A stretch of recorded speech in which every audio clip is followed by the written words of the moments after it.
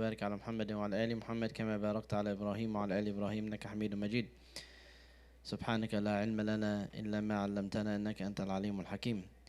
We begin in the name of Allah and ask Him to send His peace and blessings upon our dear beloved Prophet Muhammad sallallahu alaihi wasallam and his wives and his family members and his companions and all those who follow their example till the day of judgment, praying that Allah subhanahu wa ta'ala bestows His mercy upon us and includes us amongst them. Allahumma ameen.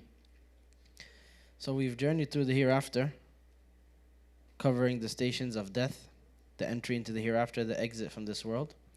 Spoke about the grave, life in the grave, the rewards and punishments in the grave, the resurrection and what that looks like, followed by the accountability in front of Allah subhanahu wa ta'ala, the weighing of the deeds, and finally the crossing of as-sirat. This was all the Day of Judgment, right? Describing the Day of Judgment, speaking about the Day of Judgment, but the Day of Judgment is not the final destination. The Day of Judgment is the entry to the final destination. So this worldly life, as we've spoken about it before, it's very temporary, and it's the shortest phase of our existence. And the hereafter, beginning with the Day of Judgment, beginning with death even for many people, for most people, the vast majority of people, is much longer than their phase of existence here. And then you go on to now the Day of Judgment is longer than all of people's existence. No one ever lived any semblance of that length of time. But that is still a station. It is not the final destination. The final destination is either Jannah or Nar. And Allah subhanahu wa ta'ala said, فَرِيقٌ فِي الْجَنَّةِ وَفَرِيقٌ فِي السَّعِيرِ. There will be one group of them in Jannah and there will be one group of them in the Hellfire. At the end, that's what it will come down to. That is what the conclusion will be. So, in the end, there will be two parties of people, no third. One party in Jannah and one group in the Hellfire. May Allah subhanahu wa ta'ala make us of the people of Jannah. So when we were speaking about the Sirat, some people will cross immediately, some will struggle for long periods of time, but cross eventually, and some will fall. And the descent is into the Hellfire. Wal-'adhu billah. May Allah subhanahu wa ta'ala protect us all and our families. Allahumma ameen. And now we're going to see how that experience is described. May Allah subhanahu wa ta'ala protect us. It's necessary to constantly stop between every single detail, or every once in a while at least, very frequently in talks like this, and to ask Allah subhanahu wa ta'ala for refuge. That these are not just descriptions or bits of information. They are realities that people are going to experience, and it only makes perfect sense to constantly ask Allah subhanahu wa ta'ala for protection. We have the hadith of Anas ibn Malik radiallahu anhu where he said, قال رسول الله صلى الله عليه وسلم ما سأل رجل مسلم الله عز وجل الجنة ثلاثا إلا قالت الجنة اللهم أدخله الجنة ولا استجار من النار مستجير ثلاث مرات إلا قالت النار اللهم أجره من النار. Prophet ﷺ said that there is no Muslim man or woman, no Muslim person who asks Allah subhanahu wa ta'ala 3 times for Jannah, saying, "Oh Allah, enter me into Jannah," except Jannah responds and says, "Oh Allah, allow him to enter Jannah." And there's no person who asks Allah for protection from the Hellfire 3 times, except the Hellfire responds and says, "Oh Allah, protect him from the Hellfire." So this is a theme that we're going to see, that Jannah and Nar are places, but they have different manifestations, different interactions with things and people they're personified very often. And like we said, the hereafter is a completely different plane of existence. It's not like this dunya, it's not like this worldly life. The rules are different, and how things function is completely different. Everything that we understood here of how things work is different. So imagine that every single day, several times a day, that Jannah and Nar themselves ask, "Oh Allah subhanahu wa ta'ala, admit this person into Jannah and protect this person from the Hellfire." So you have this relationship already with both places, that by the time you die, by the time you get to the hereafter, this place itself has been asking Allah, "Oh Allah, enter this person to Jannah," for decades, for your whole life. And for your whole life, this place has been saying, "Oh Allah, protect this person from me, from the Hellfire." May Allah subhanahu wa ta'ala enter us into Jannah and protect us from the fire. We see that the Prophet ﷺ would ask for Jannah and ask for protection from the fire himself several times throughout the day. What is one place where you ask Allah for Jannah and protection from the fire? So after Tashahhud is one, you get one of these. You could gift them to somebody, since I see you have one already. Well, sorry if I'm going to just chuck them at people. What else, Yasin? So you ask Allah in the grave? You mean that visiting the graves, right? Catch? So when you visit the graves, right, there's a dua there to be done to ask Allah subhanahu wa ta'ala for Jannah and refuge from the fire. Anywhere else? Some of them may not be directly from the Sunnah, but this is, places where you're reminded of the hereafter. But from the Sunnah, we have it in Tashahhud, right, where we ask Allah subhanahu wa ta'ala for refuge from the fire. Anywhere else? Yeah. So there's morning and night adhkar, where we're seeking refuge directly, and sorry if I hit somebody. So this is another place. Also, there is one more. Sujood.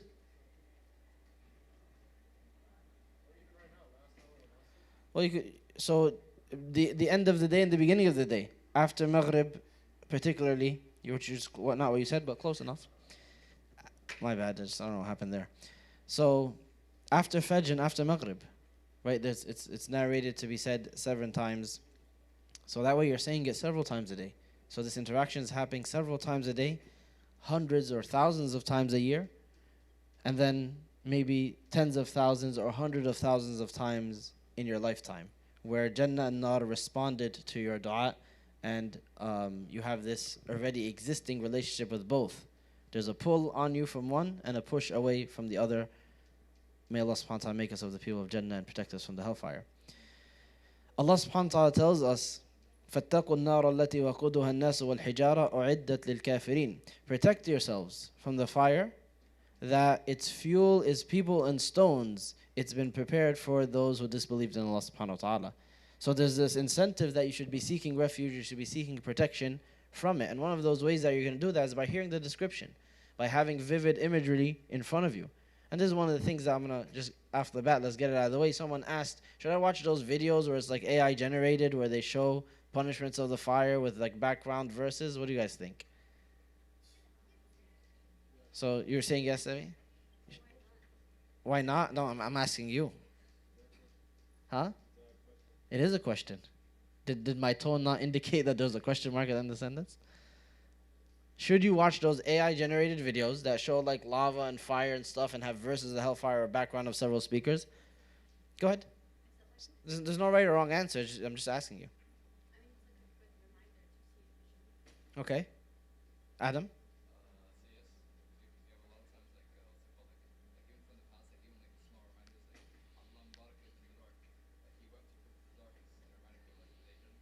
Okay.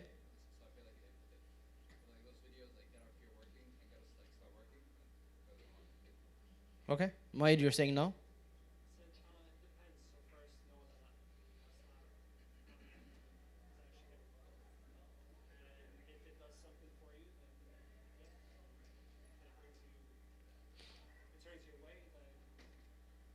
Okay. Sister over there had a hand up? Yeah?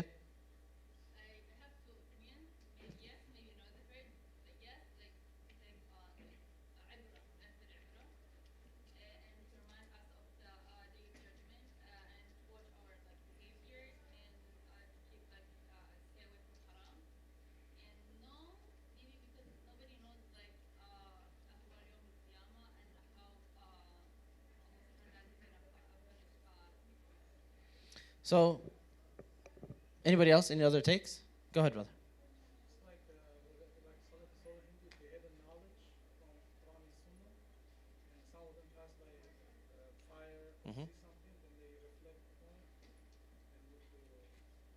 So this is the same thing, watching the videos.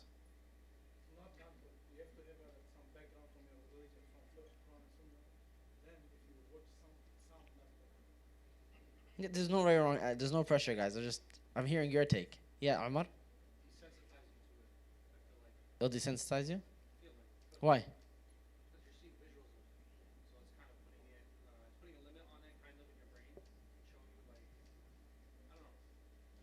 Okay, if you don't know, how would I know? I'm asking you.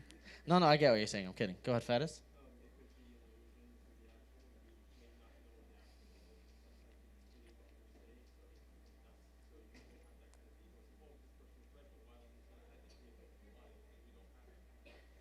Yeah. No, I see your point. So I think there's a middle ground between all of this. I'm personally not a huge fan because I feel that there is a limit already on what people are willing to read and imagine and reflect over. And these things, I feel, only increase the limits. People will get lazier and lazier. right? If you tell them read this small book on the Hellfire, or this, a large book even, a couple hundred pages, they just have this inability to do so. So it's like, okay, but watch this 5-minute AI generated video. They'll watch 10 of those. So that's a weakness. That's not something that will increase you in knowledge or benefit. That's something that will push you away, make you weaker, make you have less fortitude, less patience when it comes to learning. So that's a problem. There's nothing haram in and of itself, right? As long as you keep the points that you guys mentioned, which is that these are just imagery. They're not accurate descriptions. They're not going to match what the Day of Judgment looks like. They're not going to match what the Hellfire looks like, not at all. And you have the background information about your deen as well, so that you're not, you see something and you now associate a wrong image. And a lot of those videos, they begin by saying these are like randomly generated images, so don't take them to mean what the ayat and hadith that are associated with them mean. So why did you put it together, right? As opposed to trying to keep general imagery, maybe a fire or something, but now they're like, the images are getting associated with what's being said, and they're telling you, by the way, this is just random, a robot made it or whatever. So that poses a real danger for lots of people, because they already have a deficiency in knowledge and in learning. So that's a real problem. There's also another issue, like we already said, which is the direct associations, where these are just images. But in terms of the reminder, someone could benefit, that's true.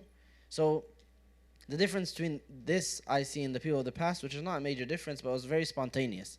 They'd walk out in public, they'd see a blacksmith pounding hot iron into a shape, and they would remember the Hellfire, or they'd see molten iron. It was very spontaneous, meaning what? It was how they were as people. They didn't go somewhere and then search for it, or there's a disconnect there from it being who you are and being a natural reaction, a natural thing on your mind, the Hellfire, Jannah, the Day of Judgment, and it being computer generated. Not that it's wrong, but there's that gap of it becoming who you are and becoming a spontaneous thought on the top of your mind, which is death and the hereafter, that's clearly what it was for them. Because not everyone, it's not like the blacksmith had a line of people in front of it crying. That was Abdullah ibn Mas'ud, that was a couple of others who were so in tune, it was so vivid in their mind, it was so at the top of their thoughts that they did that. The average person just passed by the blacksmith, passed by wherever, and they didn't have these reflections. So that's something that you build over time. But it's not to say that's right or wrong. I just wanted to hear your feedback and add my own thoughts. Sammy, you want to say something? Change your mind? Okay. So it's important to mention with the Hellfire that fear is not the primary emotion that we have in our deen. Because a lot of people, they have that misconception that Islam is a deen of fear. Fear of repercussions, fear of punishment. That is an important emotion, and we're going to be talking about that for the next 2 sessions, inshallah, or more. But it is not the primary emotion. And it's a little bit of a unfortunate reality, a sad reality, that for most people, that's what they think, Muslim or not. That they grow up and they think the first things that they hear about religion is Allah will punish you. That's like the first introduction to who Allah is. He's the punisher. For a lot of our youth, for a lot of our children, that's the first introduction of Allah. Don't do that. He sees you. It's haram. He's going to punish you. All that is true. And all of that should be reflected over. We're not saying dismissing that. But if that's the first introduction that someone has of Allah subhanahu wa ta'ala, that's the primary interaction that they have with Allah subhanahu wa ta'ala, that's a loss. That's not good. That's not going to lead to more religious people. That's not going to lead to more truthful people. Research proves that it does the opposite. There's a lot of research done into Muslim adults here in America, and they have a negative association, a negative relationship with Allah subhanahu wa ta'ala. They don't have a positive one with Him. Overall, it leads to a negative perception of Allah, who is also Al-Wadud, who chose the primary names to be introduced to us by is Ar-Rahman Ar-Rahim, who chose to be most mentioned in His own words in the book that He wants us to read day in and day out as Al-Ghafur Rahim, the 2 most mentioned names. All of that gets put aside for Allah's the Punisher. Allah sees you. Punishment has its place, and we will go over it, but it's important to highlight that to begin with, because I know that when you go through this, we go through it for a solid 2 hours the next 2 weeks, that's the perception that's going to get reinforced, and that's all you're going to hear from me for the next 2 weeks. That's all we're going to discuss. But it's important to highlight this to begin. Second of all, if you were to gather all the ayat and hadith, we already said the most mentioned names of Allah, but even if you gathered all the ayat and hadith, punishment is not what's being mentioned more than reward and forgiveness and gratitude and these other positive associations. It's mentioned a lot, of course, because at the end of the day, we are not existing here on a free ride. There's a responsibility. It's an amana. It is a trust that we owe Allah subhanahu wa ta'ala. We don't exist willy-nilly. We're not like the animals who eat, sleep, procreate, and do whatever, and that's it. They turn into dust. Allah subhanahu wa ta'ala gave us what He gave no other creation. In terms of our intellect, in terms of our opportunities, in terms of what we're doing right now. There's no other creation who does this. That's not for free. That is not to be taken for granted. That has responsibility and accountability. It's something that will be answerable in front of Allah subhanahu wa ta'ala. But with that being said, it is not the main emotion that is mentioned in our deen.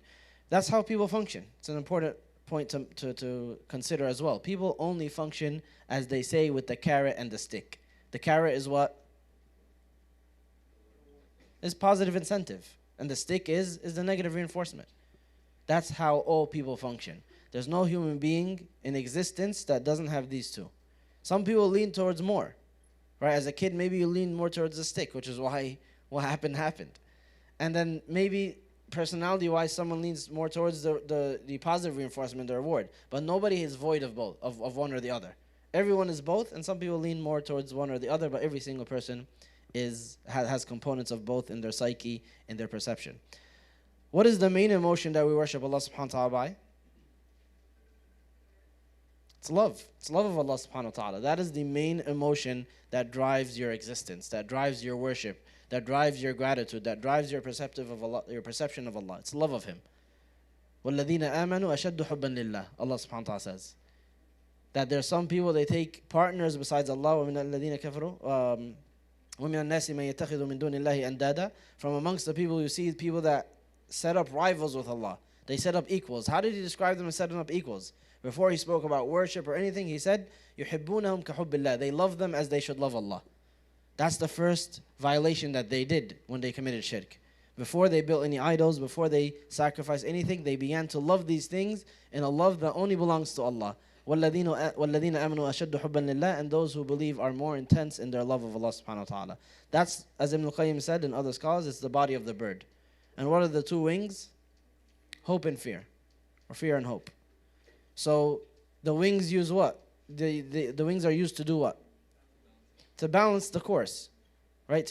That it doesn't, you don't veer off in one direction too much or in the other in too far off the main path. You're able to set a straight course by course adjusting with each of the two wings.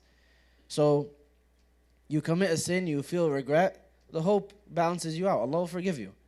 You're tempted by something, you're going to fall into a sin now, you're considering it, the fear balances you out.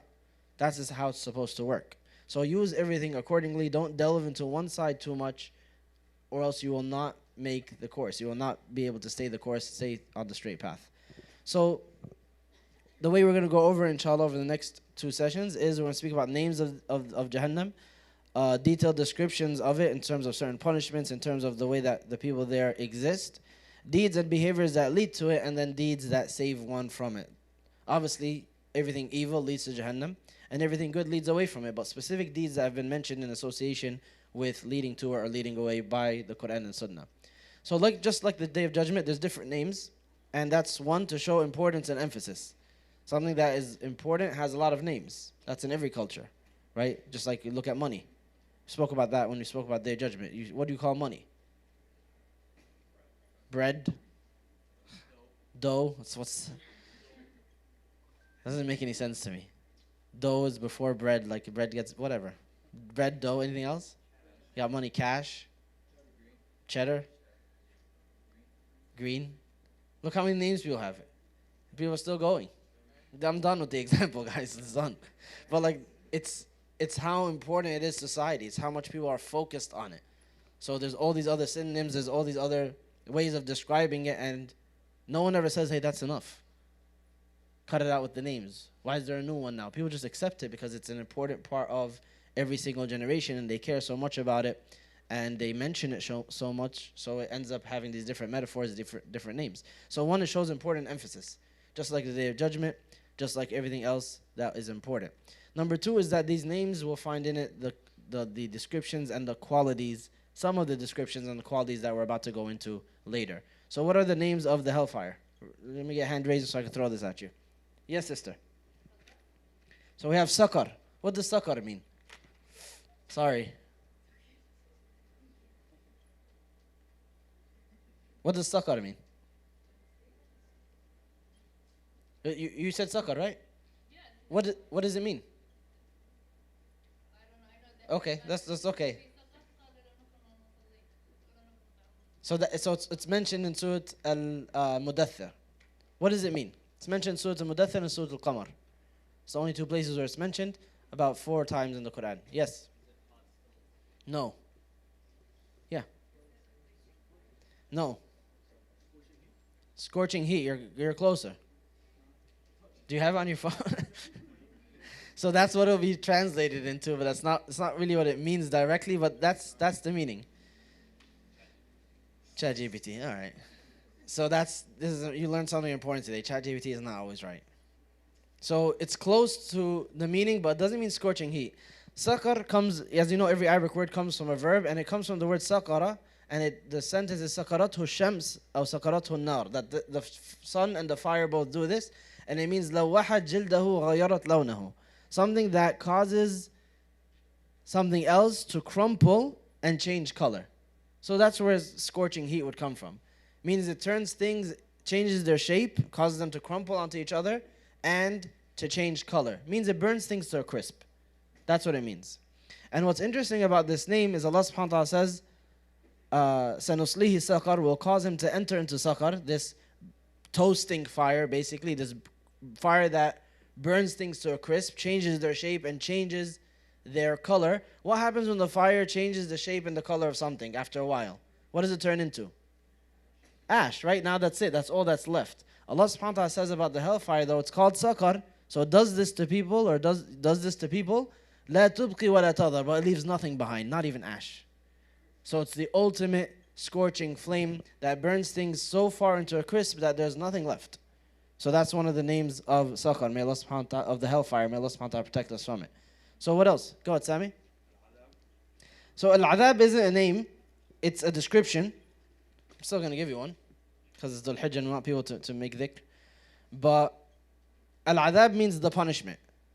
So it's not given as a proper name. We're talking about proper names, like a noun, like no, I was about to say it, right? You already just got one. Go ahead, Adam. Al-Jahim. So Allah subhanahu wa ta'ala described it as Al-Jahim, which means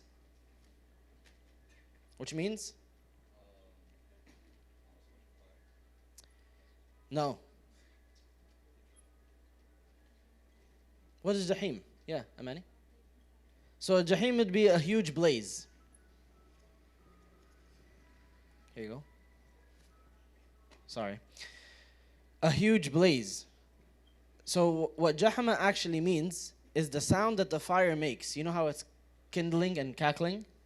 So something that is making that sound a lot is what they would describe as Jahama. So Jahim means it's making that sound very loud. It's making that sound constantly. It means it's a huge blaze. So that is the meaning of the word. It indicates that the fire is very, very large. And this was a word that they'd use. It wasn't unique to the hellfire. They'd use that for any huge fire that's very large in size. So the description's focusing on the sound. It's making this burning sound all the time and very loudly. So it's al-Jahim. So that's 2 or 3? 2? What else? 7? An-nar, right? Which just means what? Fire. So if an-nar means fire, why is it called just fire? An-nar, the fire. What's the indication here? It's almost as if it's the only fire, right? It's almost as if it's the only fire. So an-nar means the fire. But there's other fires that exist, isn't there? Aren't there? So by giving it this proper noun, it's almost like this is the only fire that exists. The only fire that matters. The only true fire. May Allah subhanahu wa ta'ala protect us from it. What else? Go ahead. There's someone different. Isa? As-sa'ir. What does that mean?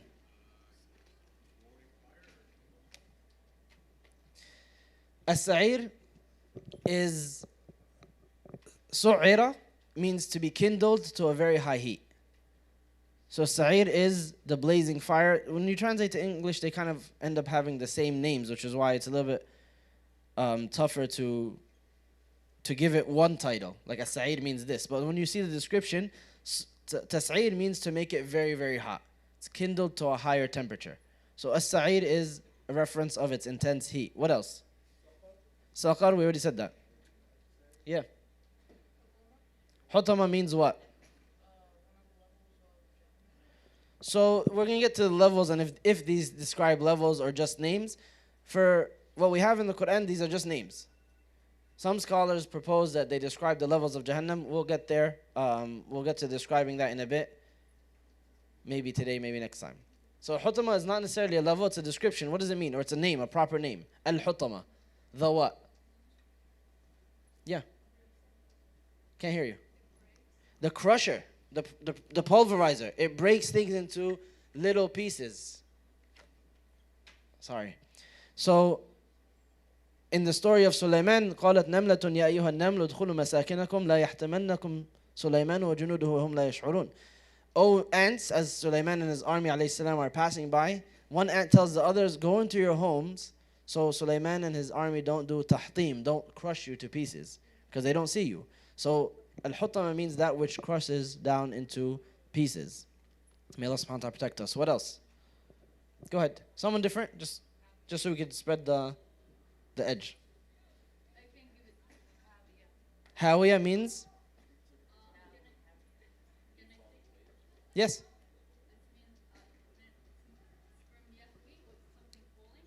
Yahwi is when something falls. So Hawiya means a deep fall. This probably makes more sense, sorry. Hawiya is a deep fall, a deep pit. And it's why your desire was called what? Hawa. What's the connection between your desires and a deep pit? Yes, sir. Never mind. We'll come back. Yes, Isa. It'll lead you to nothing. You'll never satisfy them. It's an endless, bottomless pit. Yes, sir. So that as well, they lead you into a very low place. And also, they will never be satisfied. It's like a bottomless pit. As much as you throw things down there, it'll never pile up. So your desire was called hawa, similar to the verb hawa, which means to fall. So even though the hawa, your desires, is a noun, hawa, the verb, means to fall. So it's something that will never be satisfied. How many did we do so far? 6. I have 3 more here. Go ahead, Yusuf. Huh? Sijjin. What's Sijjin mean? I'm running out of these, but it's okay.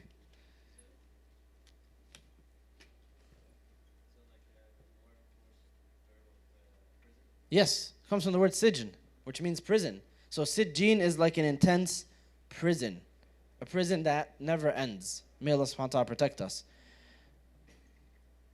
Anything else? Forgot the main one that's most mentioned in the whole Quran.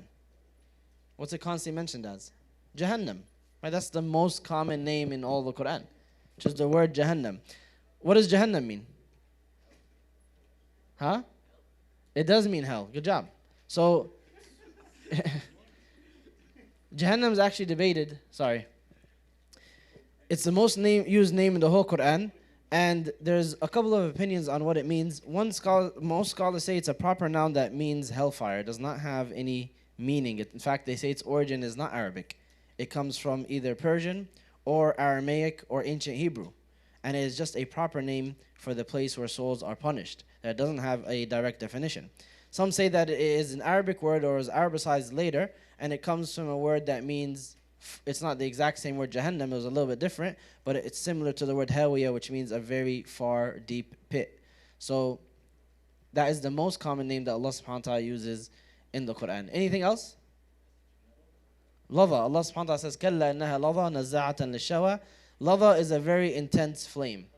So the Arabs would have a lot of different words to describe the same thing.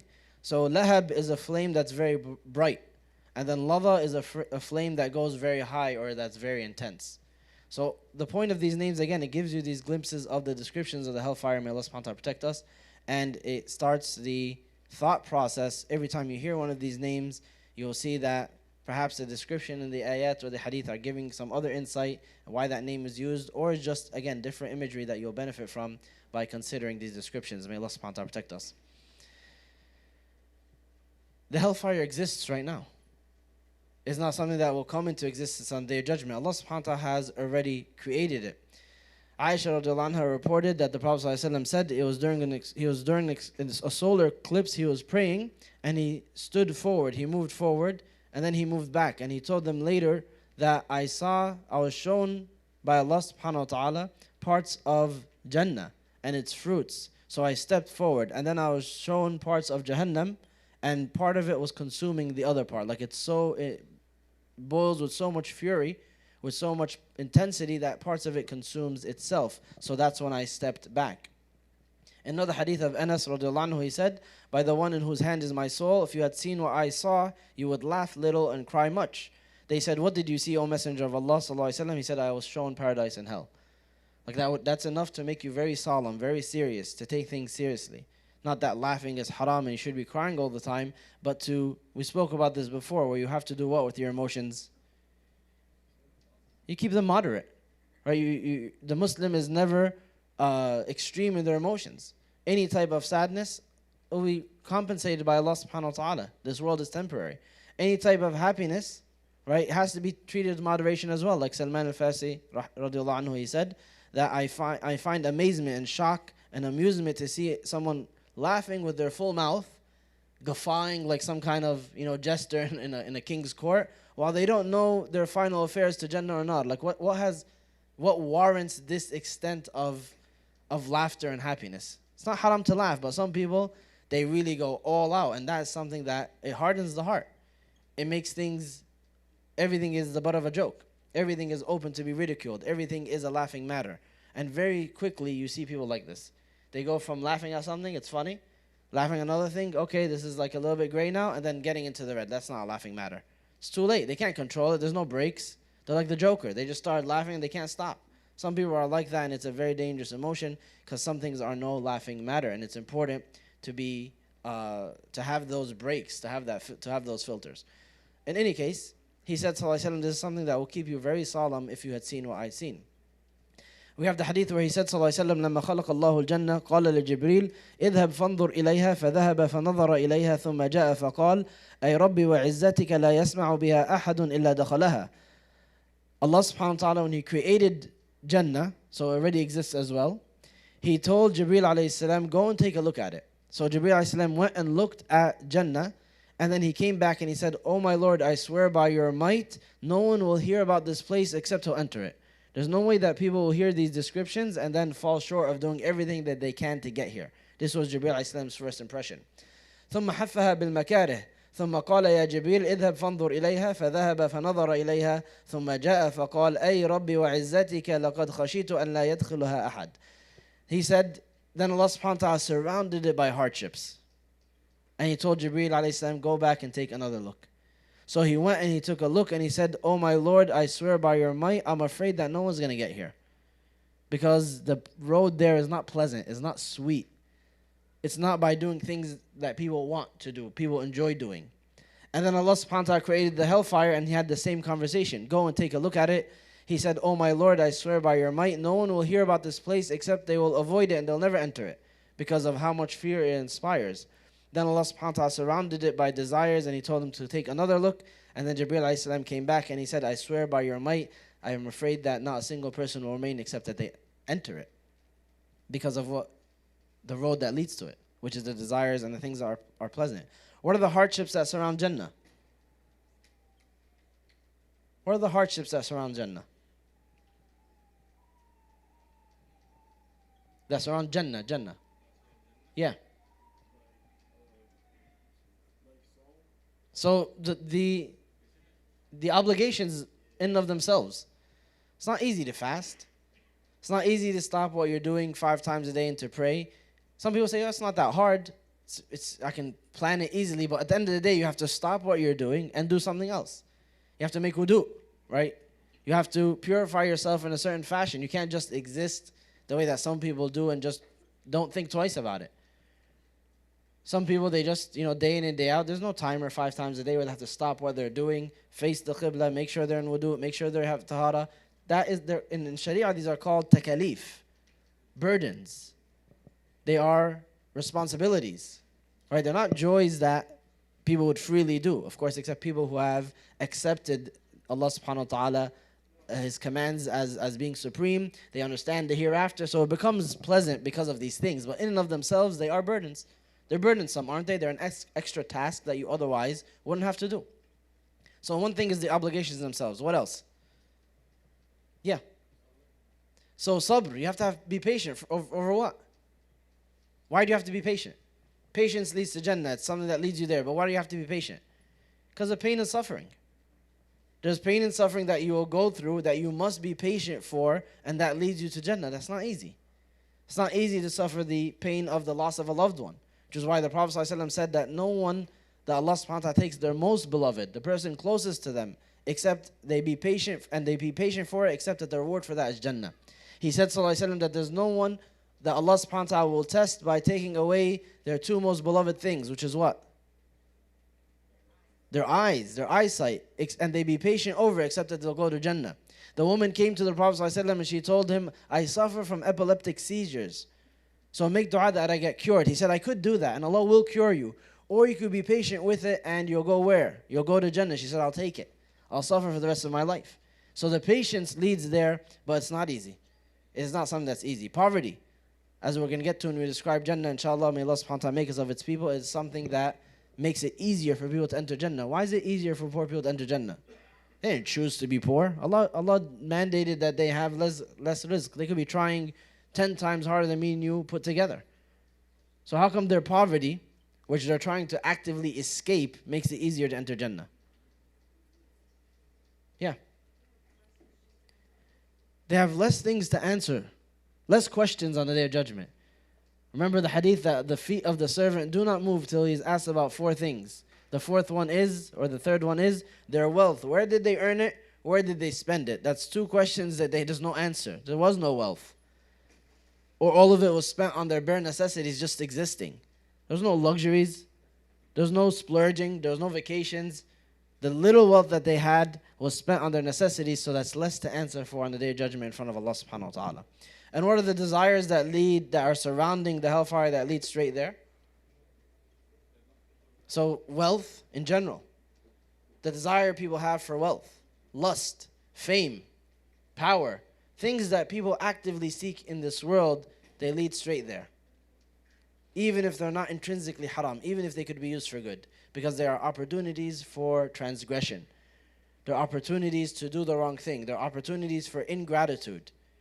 And then they lead straight to the hellfire. May Allah subhanahu wa ta'ala protect us. Allah subhanahu wa ta'ala told us about the guards of the hellfire.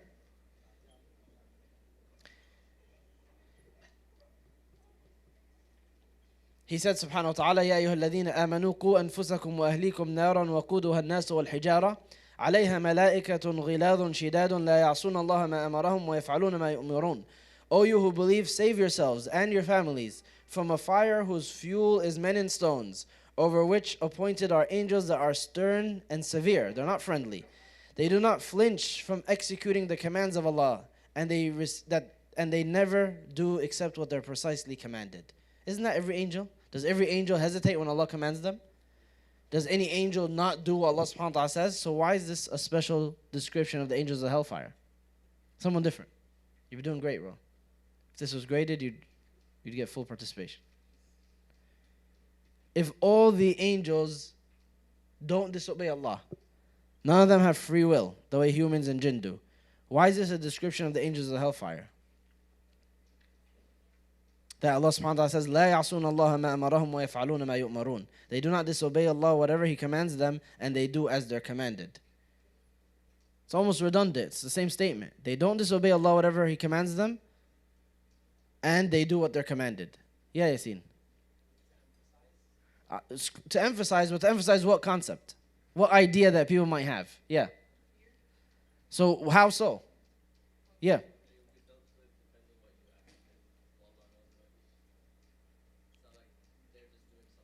What do prisons look like? What happens when somebody goes to a government office and now they have to pay a fine? What do they try to do? It's the first thing on some people's mind. In some countries, it's the norm. Bribe them. You're going to see, is there a way that, hey, look, I know they told you to do this, but look, I got kids. I got this going on. You don't know what, let me give you some sob stories so that you won't do this. You won't fulfill the command. Let me appeal to your kindness to your mercy. Allah subhanahu wa ta'ala says, don't even think about it here. There's no such thing. When it comes to the hellfire, there's no appeal that can be made to these angels. They will do what they are commanded and they never disobey Allah subhanahu wa ta'ala. They are stern and they are severe. They have there's nothing you could bribe them with. There's no appeal that you can make to them. They're going to be the executioners of Allah's will and His command, which is in this case His punishment. May Allah protect all of us. And there's nothing that's going to change that. That needs an emphasis here because that's where the human mind goes right away. How can I change this? How can I appeal to this person? Maybe I'll have a nice guard. Maybe the person at this booth could be bribed, could be convinced, could hear some kind of story. Allah subhanahu wa ta'ala says not in this case at all. How many are they, the angels that guard the hellfire? 19. So I was going to throw one of these, but I think we have a couple left. Bismillah. Use these guys. It's Dhul Hijjah. Perfect time to make tons of dhikr. Make your life easier. Turn your heart towards these things even more by softening it with dhikr. Why did Allah subhanahu wa ta'ala say 19 angels? It's a very particular number. Yeah, Mohammad. So's 13 and 15 and 17 and 7. It's a good guess. I'm just saying, but it's not the only odd number. Yeah.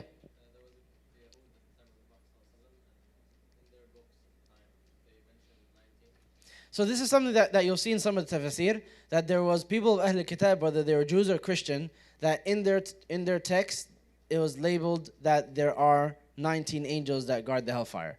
So it's not something that we see today in modern day iterations of or any traceable text of theirs that says that, but there's one opinion that says so. It was something that corroborated what they had.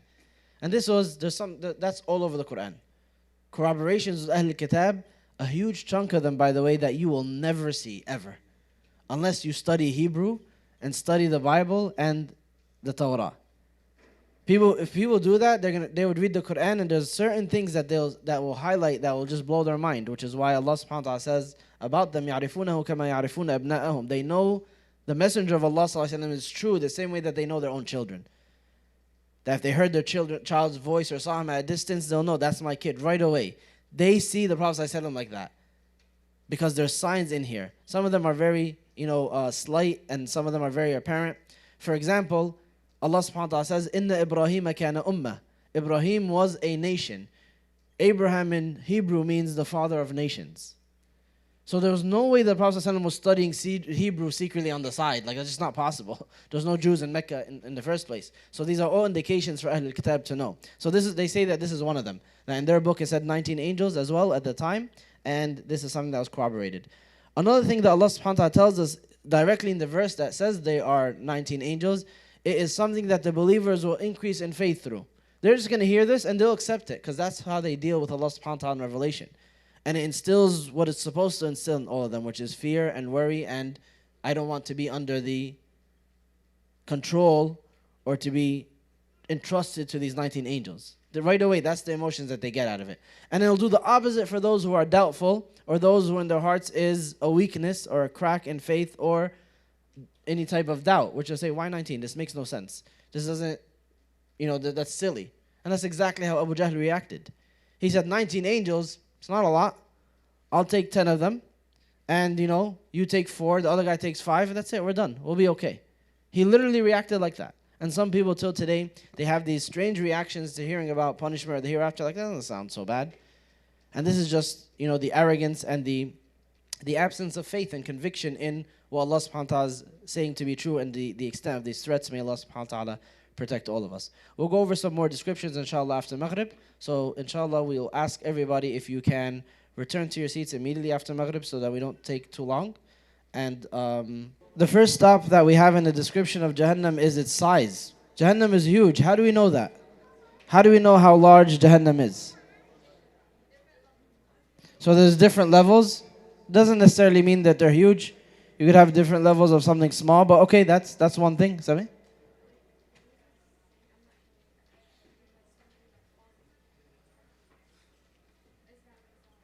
Yeah, so we have that is a thing that the Prophet ﷺ says that when we were talking about the Sirat, that there are some people who fall and their fall is 70 years.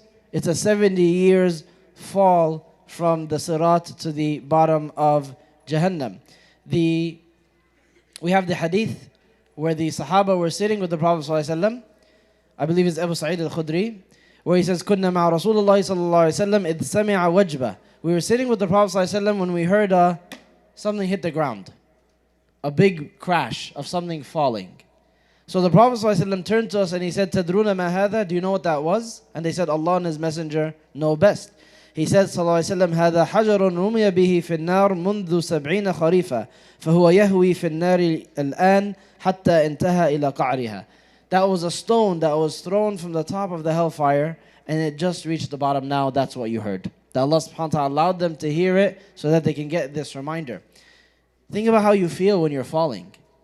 Right? That fear, that the inability to catch your breath, the wondering what's going to happen next. How much is this going to hurt? Is it a big fall? Is it a small fall? Imagine that emotion continuing for 70 years.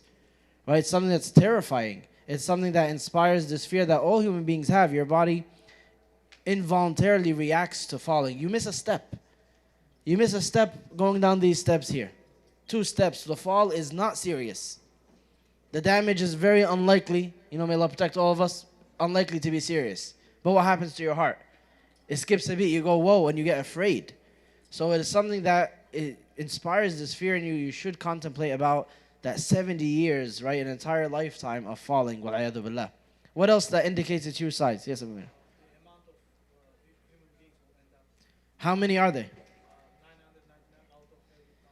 Allah subhanahu wa ta'ala says, the Prophet ﷺ said that Allah subhanahu wa ta'ala say, Ya Adam, He will call out Adam on the day of judgment. And Adam alayhi salam will respond, Labbayka wa sa'adayka wal khayra biyadayk. At your service, whatever makes you happy, and all good is in your hands, O Allah. That's how he responds. And Allah subhanahu wa ta'ala will tell him, Akhrij ba'th an-nar. Take out from your progeny now, from all these human beings that are your children. Take out from them the portion that goes to the hellfire. وَمَا بَعْثَ النَّارِ. How much are they? He says, oh Allah, how do I know the portion? And Allah subhanahu wa ta'ala says, مِن كُلِّ أَلْفٍ تِسْعَ وَتِسْعِينَ. From every 1,999. Can you imagine? 99.9%. So the Sahaba, they freaked out. And the Prophet ﷺ said, فَعِنْدَهُ يَشِيبُ الصَّغِيرُ وَتَضَعُ كُلُّ ذَاتِ حَمْلٍ حَمْلَهَا وَتَرَى النَّاسَ سُكَارَى وَمَا هُمْ بِسُكَارَى وَلَكِنَّ عَذَابَ اللَّهِ شَدِيدٌ. Quoting the verse in Surah Al-Hajj. At that point, when Allah gives that command, oh Adam, take out of every 1,000 of your children, every 1,000 human beings, 999 of them to go to the hellfire, then the young child will turn white-haired, and the pregnant woman will miscarry, and you'll see the people wavering as if they are drunk, but they are not drunk. The punishment of Allah is severe. They're being struck with this fear now when they hear these numbers. So the Sahaba, they heard this and they freaked out. They said, وَأَيُّنَا ذَلِكَ الْوَاحِدُ. Which one of us will be that one, O Messenger of Allah? Like there's more than one out of, just looking at that proportion, that fraction, right away, all of us here are worried. Which one of us will be that one? And he said, sallallahu alayhi wa sallam, أَبْشِرُوا, glad tidings, don't worry. فَإِنَّ مِنْكُمْ رَجُلًا وَمِنْ يَأْجُوجِ وَمَأْجُوجِ أَلْفًا. Compared to one of you, there's 1,000 Ya'juj and Ma'juj. They outnumber humanity. We spoke about this and the possibilities when we were speaking about Ya'juj and Ma'juj. Then he added on top of that, just like to go back to what we were saying earlier, that all these narrations and these ayat and hadith that inspire fear, the hope is always there. And it's very strong. So yeah, be afraid, but realize that it's balanced. You have the opportunity. And in some of these hadith, even the Prophet ﷺ ended by saying, وَلَا يَظْلُمُ رَبُّكَ أَحَدًا. Allah does not oppress anyone. Don't think that it's just random. So in this hadith, he said, number 1, Ya'juj and Ma'juj outnumber you. And then number 2, he said, وَالَّذِي نَفْسِي بِيَدِهِ إِنِّي أَرْجُو أَن تَكُونُوا رُبْعَ أَهْلِ الْجَنَّةِ. I swear by the one who holds my soul in his hands, that I have hope that you, this ummah, by itself, out of all humanity's history, will be 1/4 of the people of Jannah. فَكَبَّرْنَا. They said, Allahu Akbar. They were happy with that news. Then he said, sallallahu alayhi wa sallam, أَرْجُو أَن تَكُونُوا ثُلُثَ أَهْلِ الْجَنَّةِ. I have hope that you'll be the 3rd. And then he said, sallallahu alayhi wa sallam, a half. And then he said, مَا أَنْتُمْ فِي النَّاسِ إِلَّا كَشَعْرَ سَوْدَاء فِي جَلْدِ ثَوْرٍ أَبْيَضٍ. Your numbers, in terms of all humanity, all civilizations ever, is like a black hair on a purely white bull. You wouldn't even see it. You're a small minority, but I have hope that you'll be half of the people of Jannah. May Allah subhanahu wa ta'ala make us amongst them. So the point is, 99.9% of humanity, even with Ya'juj and Ma'juj, it shows the size of the hellfire. Anything else that shows us its immense size? Yes? How many are they? 70,000? That's not a crazy large number. 70,000 for every chain. How many chains are there? 70,000. What's that math? 4.9 billion. He said, sallallahu alayhi wa sallam, يُؤْتَى بِجَهَنَّمَ يَوْمَئِذٍ لَهَا 70,000 زِمَامٍ مَعَ كُلَّ زِمَامٍ 70,000 مَلَكٍ يَجُرُّونَها. On the day of judgment, the hellfire is brought forth now in front of all mankind with 70,000 chains. On each chain is 70,000 angels. Right? The sheer magnitude. What else? Yeah, okay.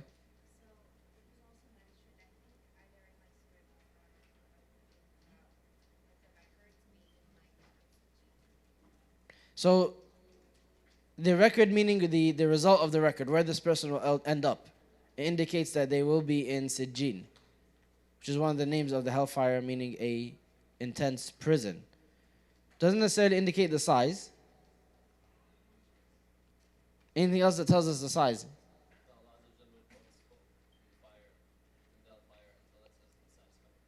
So it will not be satisfied, right? It's continuously receiving people being thrown in. And there's more than one hadith about this. In one, Allah subhanahu wa ta'ala says, Anti adhabi, you are my punishment, with whom I punish whom I will. And each of you will have your fill. He says to the Jannah, and you are my mercy that I will show to whom I will, and both of you will have your fill. And the hell will be continued to be filled with people. They'll be cast inside of it until it continues to say, Hal min mazid, is there more? Right? يَوْمَ نَقُولُ لِجَهَنَّمْ هَلْ امْتَلَأْتِ وَتَقُولُ هَلْ مِن مَزِيدٍ, as in Surah Qaf. On that day we will say to the hellfire, are you full now? Have you reached your fill? And it will say, are there more? It's still consuming and it's still ready for more. Until Allah subhanahu wa ta'ala will put his foot in it, and it then will say qat, which means enough, I'm done now, and then it will begin to close on itself. Right? It will begin to close on itself. The empty portions will be consumed by the full portions. So we spoke about the foot, just like the image of Allah subhanahu wa ta'ala, just because a lot of people may have that question, and it's something that comes up in people's mind. It's definitely given way too much airtime in today's spheres than it ever was given before, or that it needs to be given for the average Muslim. But what are the interpretations of this? There's three of them. Three interpretations within Sunni Islam. Everything else is considered outside of it. So the first one is that, which is the oldest interpretation, that dates back to the generation of the Sahaba and those immediately after, which is what? Which is actually no comment. They never commented on these things. They never broke it down. They never explained it. No one asked them. The Sahaba never asked these questions. There's no record going back to them that this means that. Or they never dissected it whatsoever. And with the amount of material we have from their generation, the amount of sayings and teachings and biographies that we have from them, it indicates that they never had this question. It was not something that their society ever stopped and said, what does this mean? They took it at face value. At face value, with zero explanation, with zero delving into any type of what does this mean. They didn't have that question.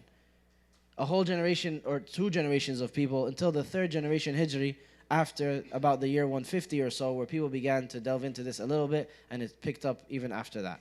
So for the first generations, which is the most prominent, right, the Sahaba and their direct students and children and descendants, they have absolutely no attributable comments. You will not find them delving into this or explaining it or asking the question or answering it. It's just not something that anyone cared to dive into. It resulted later when people began to ask this question for a bunch of different reasons that we're not going to get into. The second interpretation is what you mentioned, which is they take it at face value as it means. That Allah subhanahu wa ta'ala can be described with a foot or hands or a face, and that is a description of him, a characteristic of him that manifests in a manner that befits his majesty. لَيْسَ كَمِثْلِهِ شَيْءٍ. There's nothing like him. Period. That is enough to outdo any type or erase any type of conclusion that you may have of imagery or perception. Right? As the saying goes, مَا خَطَرَ عَلَى بَالِكَ فَاللَّهُ غَيْرُ ذَلِكَ. Whatever comes across your mind and your imagination, Allah is other than that. He cannot be encompassed. لَا تُدْرِكُ الْأَبْصَارِ. He cannot be encompassed by your vision. He cannot be encompassed by your descriptions. And the same way that you have things in this world that can be described with the same word, but they're extremely different, Allah subhanahu wa ta'ala described himself with these attributes, and they're extremely different. They're unlike anything in existence. That's the second interpretation. So what's the difference between that and the first? The first is there's no question to answer. They never ever delved into it. There's no quotes from them mentioning anything about it whatsoever. They just mentioned it at face value and that's it. So it's a slight difference in the second one. The second one, the difference is it says these are descriptions of Allah. They're characteristics of His, and they are to be understood as He used these words, and there is and there's nothing similar to Him. And the third one is a metaphorical interpretation. These are metaphors for something else. Allah is using it as a metaphor, which is also not far-fetched, right? Allah subhanahu wa ta'ala used these same exact words for metaphors in the Quran. Yadullahi fawqa aydihim. Allah's hand is over their hand. What's He talking about here? He's saying, what's He talking about specifically? What's this ayah about? The bay'ah. They're giving you a bay'ah. Their hand is on top of your hand, right? To give you bay'ah, allegiance. Allah's hand is over theirs. It's not talking about a literal hand here, saying Allah is the one overseeing this bay'ah. They want to trick you, they want to lie to you, they want to pretend to join you, sallallahu alaihi wasallam, for Allah is over the bay'ah, He's watching over it, which is why the next verse says, whoever holds true to it, Allah will reward them. وَمَنْ نَكَثَ, and whoever turns back, Allah will punish them. So all three of them have foundation in Sunni Islam. We're not going to dive into it past that, but then that's how we just understand them. The point of this hadith is not the description of this attribute. The point of this hadith is the size of Jahannam and to inspire that fear.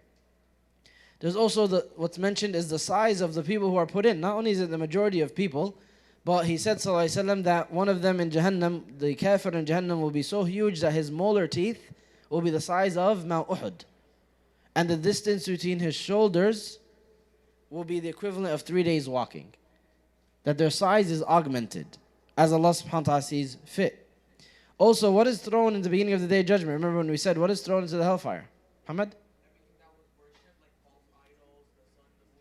So the sun and the moon, right? Things that were worshipped besides Allah subhanahu wa ta'ala. Beginning with things like the sun and the moon. Huge in size, they're thrown to the hellfire, and that's before any people are thrown in. So that these all indicate the huge size of the hellfire.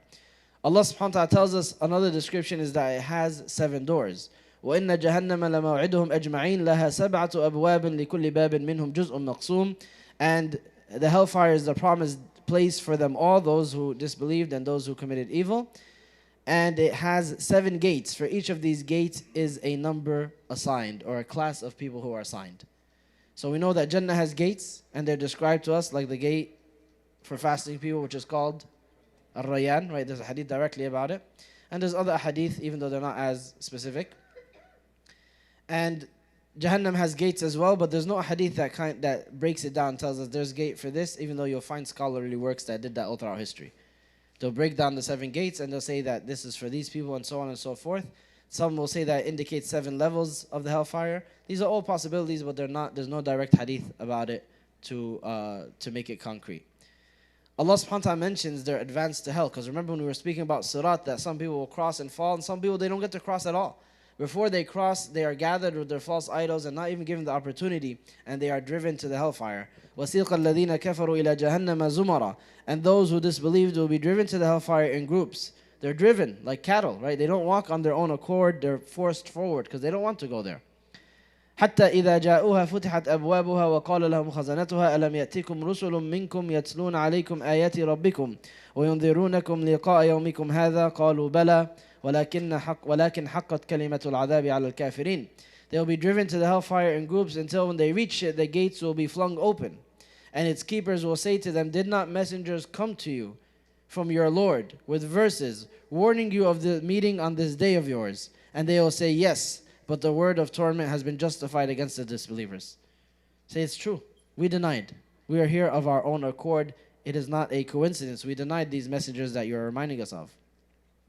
ادخلوا أبواب جهنم خالدين فيها فبئس مثوى المتكبرين. Enter the gates of the hellfire to abide therein, and what an evil abode of the arrogant. May Allah subhanahu wa ta'ala protect all of us. They are asked, didn't messengers come to you? And this is not something that we spoke about before, but it was a question that someone asked, so we're including it now, which is not everyone received the messenger. Not everybody received the information that would justify this entry into the hellfire. Like who? Who are people who never received this information?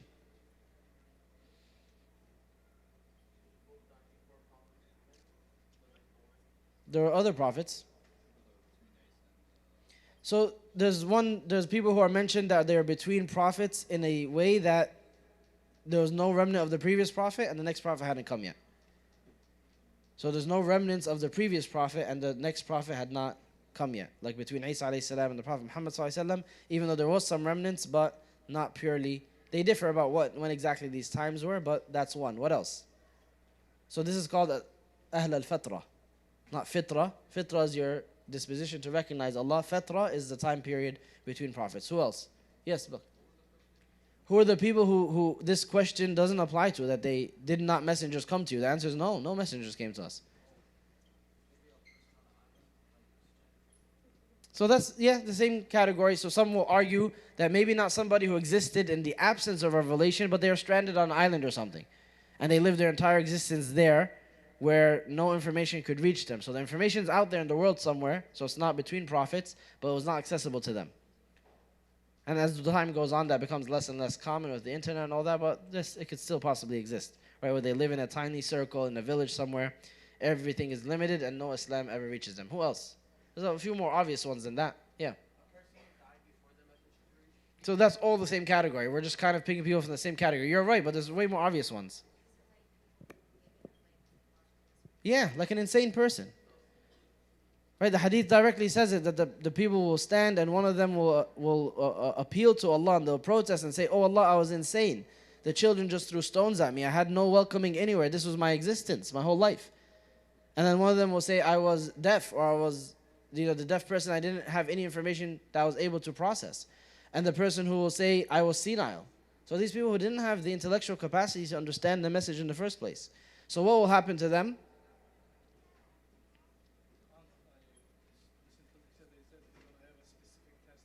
What is their test? They will have a specific test. What is it? So how will their tawheed be tested? That they're saying, "Oh Allah, we recognize you here and now, but we didn't have the opportunity in the dunya." So one hadith mentions they will be commanded to go into the fire. Allah commands you to walk in. And if they oblige, they'll be of the people of Jannah.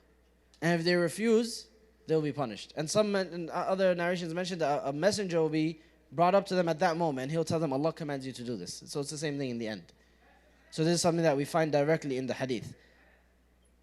Someone will ask, how's that fair that they're being told to go into the fire? Right? But then Allah subhanahu wa ta'ala, they're recognizing Allah subhanahu wa ta'ala in that moment. They're saying, "We recognize that you're Allah. We didn't have the opportunity back then. So Allah's telling you to do this." In the end of the day, it is the command of Allah subhanahu wa ta'ala. So if they were to oblige, saying, "This is what our Lord commanded," that is the test of tawheed. Right? To oblige even though it's difficult. The difference is Allah subhanahu wa ta'ala is speaking to them directly there. It could be argued that it's easier than here, where you don't see Allah subhanahu wa ta'ala and you have to go on your conviction. Yeah. So the scholars, they'll in Islamic law, because these are issues of Islamic law, of whether someone's insane and accountable or not, they have different categories of people. There are people who are absolutely not accountable whatsoever. People who have no intellectual, whole intellectual faculties missing, so they have no ability to process this information or answer these questions. And then there's some people who are, it's a spectrum of people, no pun intended. So it's like, it's a whole different levels of people's ability to process information, to intellectually grasp it, and then to act accordingly. So depending on where they fall in that designation, and we see that, right, with people with different mental illness, may Allah subhanahu wa ta'ala protect all of us, is that they have different abilities to process information and to follow trains of thought and commands and things like that nature. So that's how they're judged accordingly. In the end of the day, this is something of the hereafter. We're not tasked with doing this, but in Islamic law, you are, and you're going to inevitably be tasked with designating these people to see what validity of contracts, validity of marriage, validity of decision making, and who's accountable and who has to be sought out for damages and things of that nature. So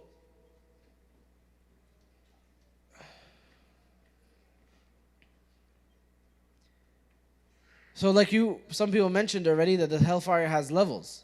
And there's no clear indication of how many levels. It's not something that's mentioned directly. Some of the scholars would say 7 based on the 7 doors, but that's not a direct correlation, the number of doors. Jannah has 8 doors, but it has way more than 8 levels, that's for sure. And Allah subhanahu wa ta'ala, out of His wisdom, even though more people will enter the hellfire, He made Jannah have more doors than the hellfire. Hellfire has 7 doors, Jannah has 8. Even though more people will enter the hellfire than Jannah. To tell you that the opportunities of good are more than the opportunities for evil. Allah subhanahu wa ta'ala wants you to be encouraged more than discouraged, hopeful more than He wants you fearful, and you have to act accordingly. You have to grasp onto that. You have to believe it with conviction. Let me wrap this up, Bakar, and I'll come to you. And at the levels of the hellfire get worse as you go down. How do we know that? إِنَّ الْمُنَافِقِينَ فِي الدَّرْكِ الْأَسْفَلِ مِنَ النَّارِ. Right? Allah subhanahu wa ta'ala says that the hypocrites are in the lowest level of the hellfire. Right? And this is giving them a horrible designation and showing that this is the worst that it gets. And the higher you go, the lighter the punishment, even though all of it is not to be looked at in terms of light or difficult. It's not something that anybody wants to ever venture into in any way, shape, or form. This is just us describing as it was described to us, but it's important not to have that mentality. This is the lightest level of the hellfire. Oh, some scholars say the believers never enter the hellfire period. Okay. They just get, burned from its outskirts. All right, that's not so bad. That's not the correct attitude whatsoever. Right? Even though there are plenty of these opinions throughout our tradition and varying levels of strength. Some of them you'll find the majority said this. That the believers don't ever spend any time in the hellfire. They pass through. Right? So someone will say, okay, that's the completely wrong attitude. Because even that passing through, the Prophet ﷺ told us, أَهْوَنُ أَهْلِ النَّارِ عَذَابًا. The lowest person in terms of their punishment on the Day of Judgment is made to wear sandals of fire by which their head boils and they think they're the most punished. In their mind, they perceive this is the worst, I got the worst punishment in all of the hellfire. They don't realize that they're at the very top layer, the outskirts, and that there's people beneath them far, far beyond 70 years worth of falling beneath them. وَالْعِيَاذُ بِاللَّهِ.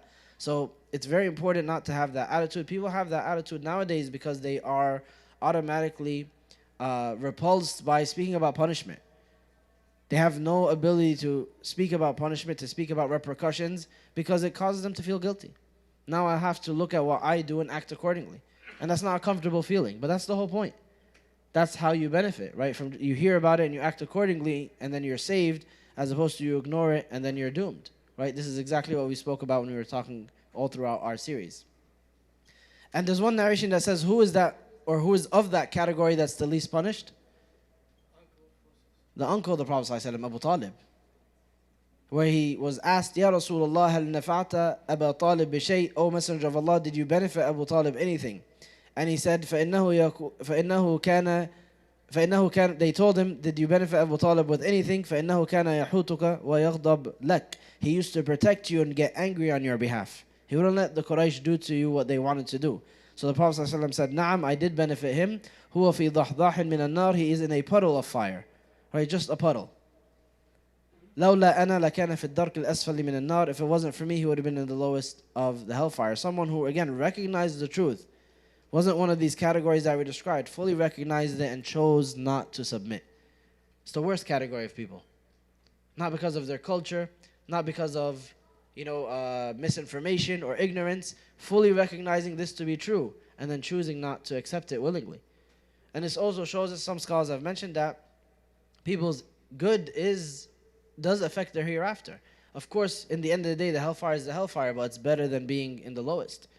So this is something that the extent of what their good reaches, and that's not something that anybody can ever bank on, right? The hellfire is still the hellfire. The scholars differed, as we were just saying, do the believers enter the hellfire? Is it something that's possible? And we'll close with this. So there's different narrations that mention, some of them will say they entered for an appointed time. And some, like I said, they will say that based on the hadith, that they are afflicted by it, from its heat, from its flames, from its smoke, but from a distance. But they never enter it proper. They're not of these people who enter it. How do they get that? Because every time the people are mentioned as being forced to enter the hellfire, they're always kuffar. They're always disbelievers. That's one. Number two is, it's always described as people who khalidina fiha. They will abide forever therein. And we know that's not the people of Tawheed, the people who believed in Allah subhanahu wa ta'ala. Another thing is other hadith, like the hadith that mentions that Allah subhanahu wa ta'ala forbid the fire from consuming the places of sujood. What are the places of sujood? Your hands, your face, your knees, your legs. So it's a good part of the body. Someone who made sujood regularly, so what will the fire afflict then? Especially when it's being described as al-hutama, that which crushes everything inside of it. تَلْفَحُ وُجُوهُهُمُ النَّارِ. The fire causes their faces to crumple like paper. When all these descriptions are given of the fire, so it's clear that, they said it's clear then in that case, that they will not be forced to enter it, and those who are sinful We'll talk a little bit more about them, inshallah, not next week because it's Eid, but inshallah the week after. But then they will be either at the outskirts or they will pass through it instead of entering and being forced to abide therein. Or as some narrations mention, that they're burned from it where? When they're where? We already spoke about it. On the Sirat. Because the hellfire is under it. So their time on the Sirat is very long and that's where they'll suffer. May Allah subhanahu wa ta'ala protect us from any of these descriptions. Yes, sir.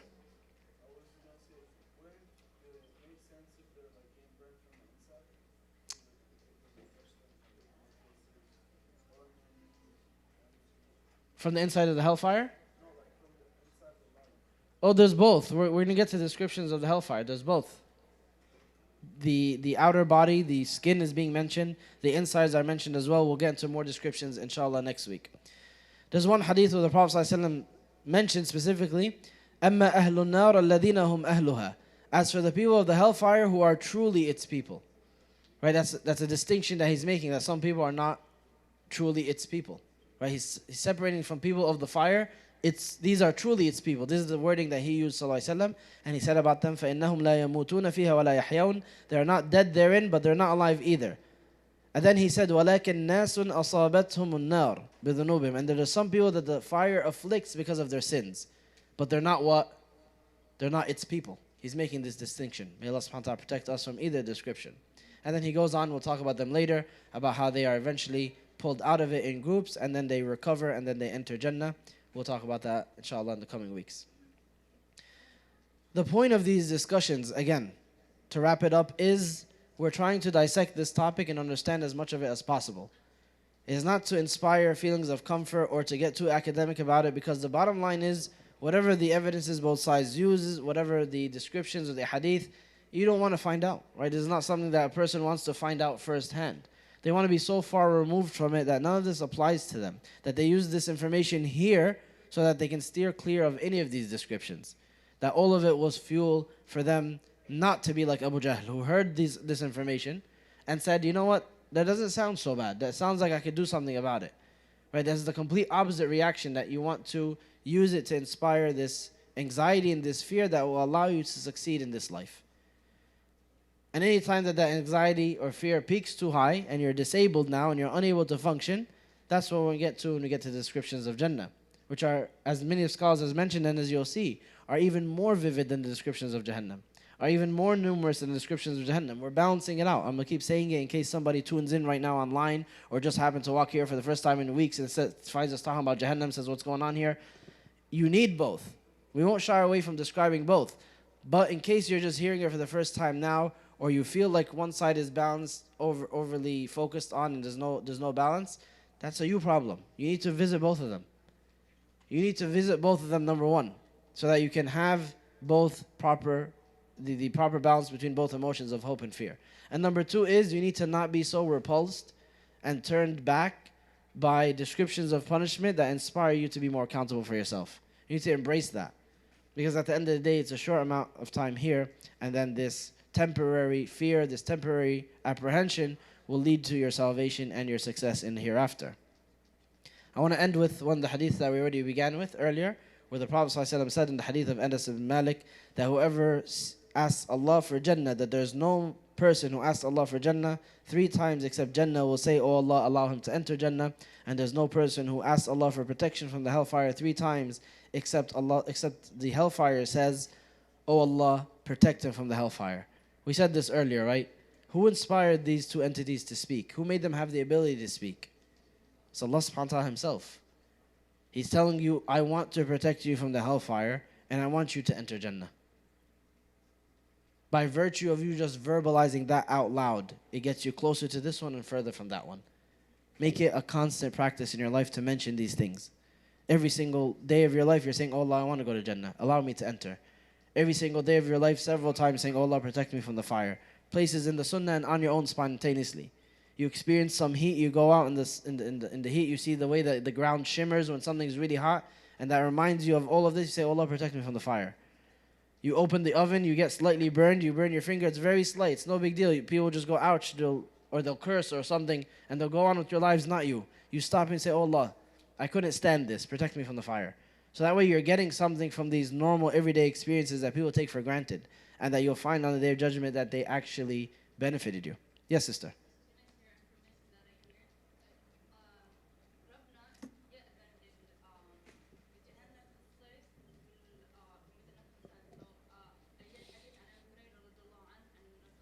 Sallallahu Alaihi Wasallam.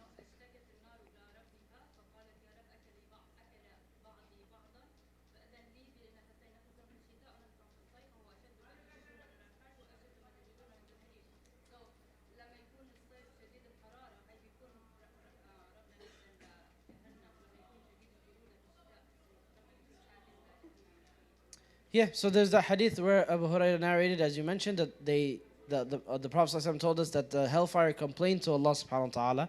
And the hellfire and Jannah, they had these interactions. We'll mention a couple of them next week as well. So the hellfire complained to Allah subhanahu wa ta'ala and says, part of me is consuming the rest. Like the intensity of the hellfire is where it's consuming itself. So it complained to Allah subhanahu wa ta'ala, I'm consuming myself. So Allah subhanahu wa ta'ala allowed it for 2 breaths, 2 expressions of relief to stop this process. One of them is in the summer, one of them is in the winter, and that's what it results in extreme heat and extreme cold. So the point of this hadith is, like the scholars have mentioned, that we take it at face value that the effects of extreme heat and extreme cold in this world are somehow influenced by the hellfire. That's one. And number 2 is what I was just saying, which is when you experience these things, you don't react like everyone else and say, oh damn, it's hot. What do you get from that, right? As opposed to saying, this is really uncomfortable. This is the heat of this world, where I can get some shade, where I can drink some cold water, where I can turn on the air conditioner. I ask Allah to protect me from the hellfire. It's supposed to be a reminder to remind you of this fact. And the same thing with the extreme cold. Any extreme temperature where you realize in a few minutes or a day, my body will fall apart, I will die, I can't handle this, right? I can't handle extreme freezing or extreme cold or extreme hot. The same way that my body involuntarily pulls back and I'm so uncomfortable, how can I stand the hellfire? This is the point of these hadith, Jazakallah khair for sharing, which allows you to be more aware of the hereafter, more conscious, and then you verbalize that and you act accordingly. There's a story they said about Muhammad Ali that he would carry a lighter around, right? And he never smoked. But he's saying the purpose of this lighter is every once in a while I flick it on and I put my finger on top of it. And how long can I do that for? Right? It's a second. And right away I realized that I can't hold my finger there for more than a second. And I tell myself, if you can't do that for more than a second, how can you stand the hellfire? It's a reminder of the fragile nature of humanity and what's at stake in the hereafter. May Allah subhanahu wa ta'ala protect all of us. Yes, brother. Then Bakar, you had a question. I'm coming back to you. Go ahead. Sure.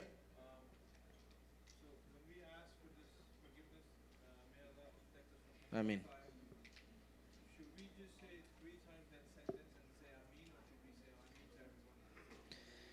So you could say both are viable options. So when you make dua yourself, you don't need to say Ameen.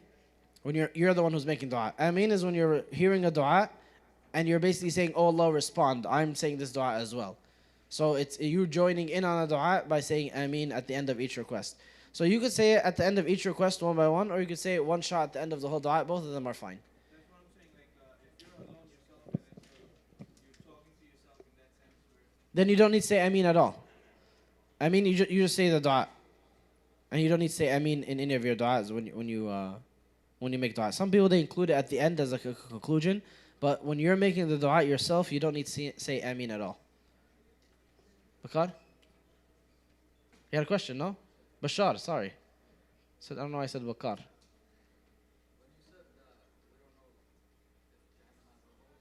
If Jahannam has what? No, we know it has levels. We don't know how many.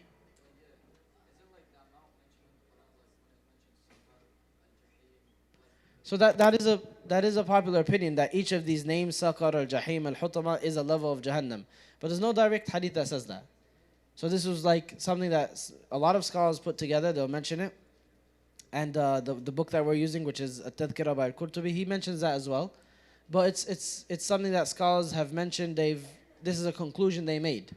It is not based on any hadith. So we take it, it's possible, but it's not for sure. Because there's no hadith that says, or ayah that says, these are the levels of Jahannam. Allah doesn't say that. So He doesn't say it directly. You'll find in their writings where they say each level of Jahannam, this is who enters this one and that one. That was, again, they're just their own analysis and their own conclusions, but they're not directly based on hadith, and especially when things are of the hereafter. A scholar could make their conclusion based on the evidence that they read, but at the end of the day, we don't hold it to be ultimately true unless it's from the Quran or Sunnah. One more on the sister side.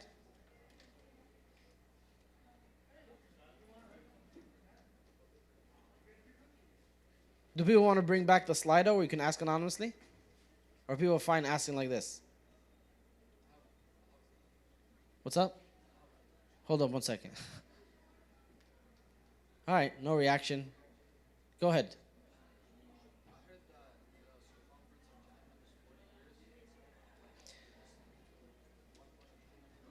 I don't know about that. I mean, I didn't see anything of that in my limited research. We know the depth of it is 70. Circumference and width, I don't know. It's our homework. See if you could find something on it. I'll try as well. Jazakumullah khairan, everyone. Inshallah, next week is Eid. We'll see you back here on... Next week is Eid, right? It is Eid. We'll see you back here on the 13th, inshallah. And may Allah subhanahu wa ta'ala accept your good deeds. Make plenty of dua in these days. Make sure that if you got one of these dhikr beads, that you use them. If you're not, gift them to someone who will, so that they can go to good use. And keep your days busy with as much worship as possible. Taqabbalallahu minna wa minkum. Sallallahu barak ala Sayyidina Muhammad wa alayhi wa sahbihi wa sallam. Assalamu alaikum wa rahmatullahi wa barakatuh.